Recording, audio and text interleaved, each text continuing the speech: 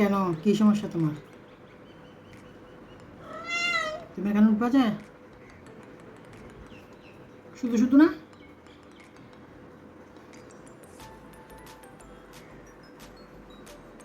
আসসালামু আলাইকুম, শুভ দুপুর সবাইকে। আপনারা সবাই কেমন আছেন? আলহামদুলিল্লাহ, আমি ভালো আছি।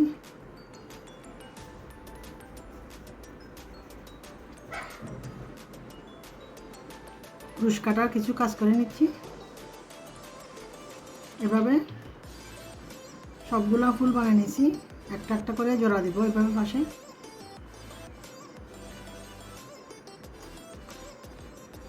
এখানে 4টা ফুল বানাচ্ছি, 1 2 3 4, এভাবে চতুর্দিকে আসবে ঘুরে। এতটুক থেকে আর বড় করবো না ফুলগুলো। তারপর একটা একটা করে জয়েন দিব। আমি একটা আগে বানিয়েছিলাম, এটা একটু টেবিলের মধ্যে একটু ছোট হয়েছে, সেজন্য এভাবে আমি আরও 7টা ফুল বানাবো। তারপর একটার পর একটা জোড়া দিয়ে তারপর এটার সাথে জয়েন করে দিব।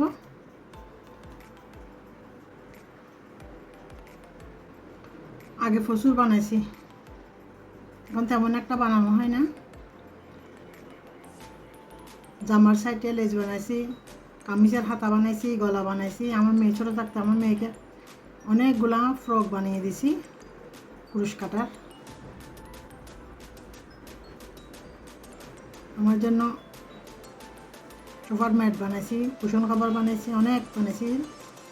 আপনাদের সাথে শেয়ার করছিলাম মাঝে মাঝে।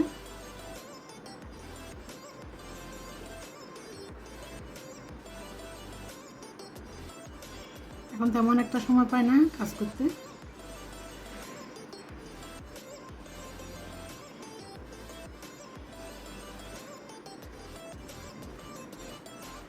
একটা সময় আমরা ছেলে মেয়েদেরকে যখন স্কুলে নিয়ে যাইতাম,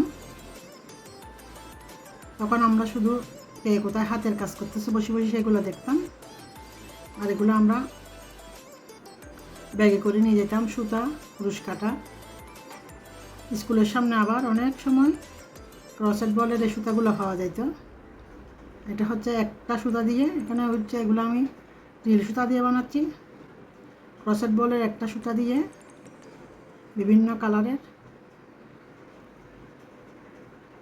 অনেক ছোট ছোট করে জামা বানাইছি, গলা বানাইছি, বিভিন্ন ধরনের ফ্রক বানাইছি। বডিটা ক্রুশ কাটা দিয়ে বানাইতাম, নিচে কোমর পর্যন্ত এটা আলাদা একটা কাপড় দিয়ে বানাইতাম, নিচে আবার চিকন করে একটা লেস বানাই দিতাম। আমার মেয়েকে অনেক ধরনের অনেক কালারের এরকম ছোট ছোট করে হাত কাটা ফ্রক বানাই, আবার কুটির মতন করেও, টি শার্টের মতন করেও হাত দিয়ে এভাবে আমি অনেকগুলা বানাই দিছি। আমার মেয়ের এখনও পর্যন্ত ছোট ছোট অনেকগুলা জামা আছে। এমনকি আমার মেয়ে কলেজ পর্যন্ত পড়ছে, ইউনিভার্সিটি পর্যন্ত গেছে। আমার হাতের বিভিন্ন সময় আবদার করতাম, আমাকে একটা একজোড়া ডিজাইন হাত বানাই দাও। কাপড়ের সাথে ম্যাচিং করে এভাবে বানাই দিতাম এগুলো।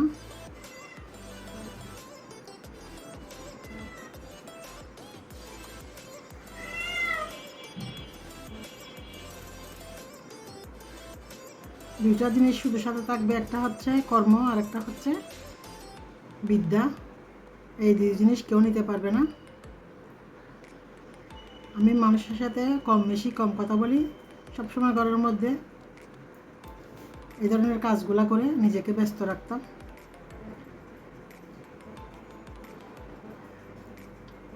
আর শুধু ছেলে মেয়েদেরকে ঘরে বসে এগুলো লেখাপড়া করাইতাম। আমরা নার্সারি, কেজি 1 2 3 4 এগুলাতে টিচার দেওয়ার কথা কল্পনাই করি নাই কোনোদিনও। সবাইকে আমি নিজে পড়াইতাম, এমনকি ক্লাস 7 8 পর্যন্ত আমি নিজে পড়াই। তারপর যখন পরীক্ষা আসতো তখন একটা টিচারের প্রয়োজন হলে তারপর একটা টিচার দিতাম। এভাবে আমার সংসারের কাজ, বাচ্চাদের ছেলে মেয়েদের লেখাপড়া, এগুলো নিয়ে সবসময় ব্যস্ত থাকতাম। হাসি আনন্দ হই উল্লাস এগুলোতে আমি খুবই কম মিশতাম, কম যাইতাম।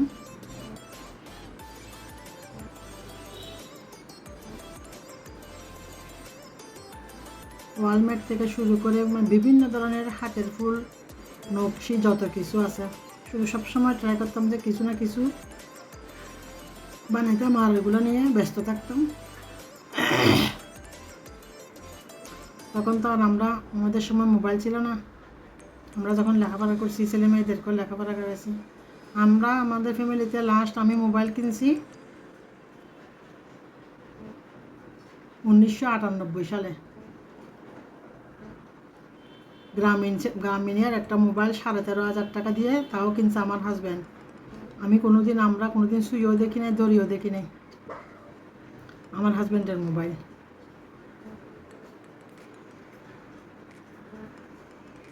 এগুলা বাটনওয়ালা মোবাইল ছিল। তখন বাংলাদেশের মধ্যে গ্রামীণ মোবাইলগুলা নতুন আসা শুরু করে। তারপর আমার হাজব্যান্ড ওই মোবাইল কিনে তারপর আমার হাজব্যান্ড ব্যবহার করতো। পরবর্তীতে আমাদের জন্য সবার সাথে কথা বলার জন্য একটা র্যাংস্টাইল টেলিফোন নিয়ে দেয়। তখন তো লাইনের টেলিফোনগুলো ছিল। পরবর্তীতে র্যাংস্টাইল ব্যবহার করার পরে তারপর আমরা একবারে লাইনের টেলিফোনগুলো বাসায় আমার সব বোনদের ছিল, তাদের সাথে সবার সাথে যোগাযোগ করতাম ওই টেলিফোনের মাধ্যমে। তারও আগে তো মোবাইল সেট ছিল, যেগুলো আমাদের নাগালের বাইরে ছিল, সাধ্যে ছিল না। তখন আমার ছেলে মেয়েরা ছোটো ছোটো। আমার বড় ছেলে মনে হয় তখন ক্লাস 4 নাকি 5, মেয়ে মনে হয় কেজিতে, আবার ছোটো ছেলে হয় নাই। 2000 সালের আগের কথা বলতেছে এগুলা। পরবর্তীতে আস্তে আস্তে আমাদের হাতে মোবাইল আসে। সারা বাংলাদেশে তো মোবাইল অ্যাভেলেবেল ছিল ধনীদের হাতে। এখনও পর্যন্ত আমার নিজের একটা মোবাইল নাই, আমার হাজব্যান্ডের ইউজ করা মোবাইল। আমি এগুলা দিয়ে ভিডিও বানাই। এই কথা আপনাদের সাথে কেন শেয়ার করলাম? এই কারণে শেয়ার করলাম, যেহেতু আমি ব্লগ ভিডিও বানাই এবং রেসিপি শেয়ার করি। এখনও পর্যন্ত আমার হাতে একটা দামি মোবাইল সেট নাই বা একটা নতুন মোবাইল নাই যে আমি একটা ভালো একটা মোবাইল দিয়ে ভিডিও বানাবো। সংসারে ছেলে মেয়েদের পিছনে, সংসারে বাচ্চাদের পিছনে, সন্তানদের পিছনে এত পরিমাণ টাকা খরচ হয়, নিজের জন্য শখ আহ্লাদ সব কিছু বিসর্জন দিয়ে এখনও পর্যন্ত আছি এভাবে। দেখি পরবর্তীতে কী হয়, আপনাদের দোয়া ভালোবাসায়। ছোটো ছেলে এখনও পর্যন্ত কম্পিউটার ইঞ্জিনিয়ার পড়া শেষ হয় নাই, এখন তিতিস চলতেছে, আর 2 মাস বাকি আছে। তারও আগেও ছোটোখাটো একটা চাকরিতে জয়েন দিছে। এই তো তিতিস জমা দিবে, তারপর পরীক্ষার রেজাল্ট দিবে, তারপর ভালো একটা চাকরিতে ঢুকবে। এই তো আশা করি মা বাবার মুখ উজ্জ্বল করবে একদিন। এই তো সন্তানদের পিছনে শ্রম সময় আমরা হাজব্যান্ড ওয়াইফ সবাই এভাবে দিয়ে আসতেছি। আমাদের নিজেদের না হইলে ওদের ভবিষ্যতের কথা চিন্তা করে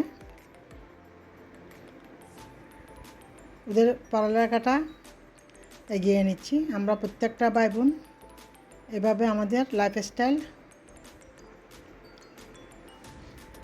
আপনাদের সাথে শেয়ার করলাম ছোট্ট করে। পরবর্তীতে আরও অল্প অল্প করে শেয়ার করার চেষ্টা করব। এই তো দেখতে থাকুন পুরো ভিডিওটি।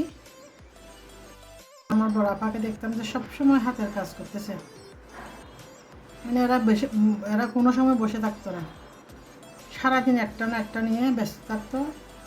একবারে ছোটোবেলায় আমরা যখন আমাদের জ্ঞান বুদ্ধি হয়েছে তখন থেকে দেখতাম। এই যে আরেকটা বানিয়েছি।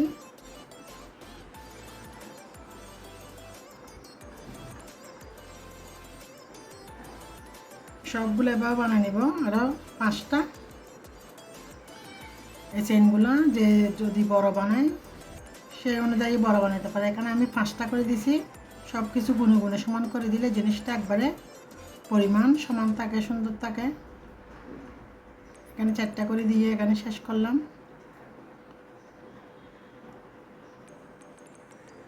এগুলাকে বলে ফুল লং, আর এগুলাকে বলে গিট। হাফ লং আছে আবার ছোটো ছোটো করে। সম্পূর্ণ আমার নিজের ডিজাইন, নিজের সব কিছু।